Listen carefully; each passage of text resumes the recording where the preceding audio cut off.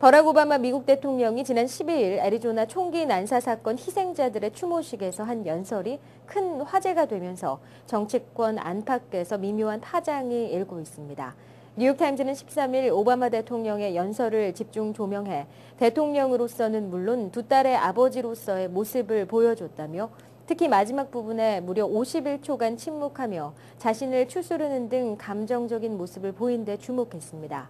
취임 이후 연설에서 주로 정책에 초점을 맞춰온 오바마 대통령의 이번 연설은 전 국민과의 감정적인 소통이며 2년간의 재임 기간에서 가장 극적인 순간 가운데 하나로 기억될 것으로 보인다고 평가되고 있습니다.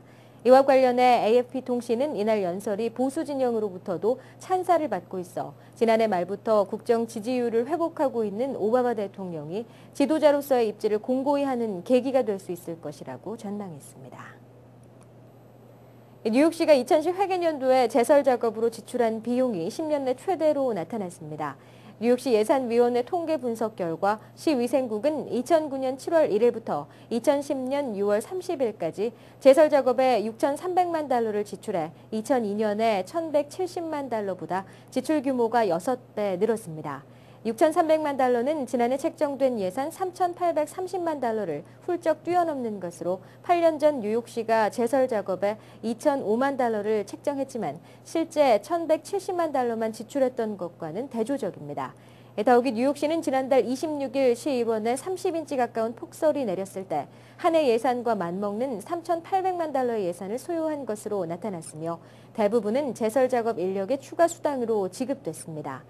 뉴욕시는 최근 1,700여 대의 제설 차량에 위성 위치 확인 시스템을 부착해 제설 본부에서 현재 제설이 필요한 부분과 차량 위치를 파악해 제설 작업의 효율성을 극대화하도록 했지만 이에 대한 효과 여부는 아직 평가하기는 이른 것으로 전해졌습니다.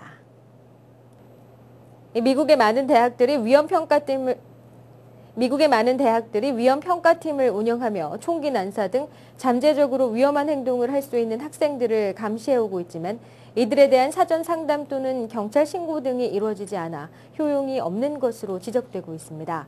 일간지는 수년 전 발도스타 주립대학이 캠퍼스 내 주차장 건설에 반대한 한 학생에 대해 정신건강 및 성적 등에 대한 조사를 벌였다가 소송을 당한 예가 있어 대학들이 인권 침해 논란에 휩싸이지 않기를 원하기 때문에 대학들이 위험 학생 평가를 실시하고도 별다른 조치를 취하지 않는 것으로 분석되고 있습니다.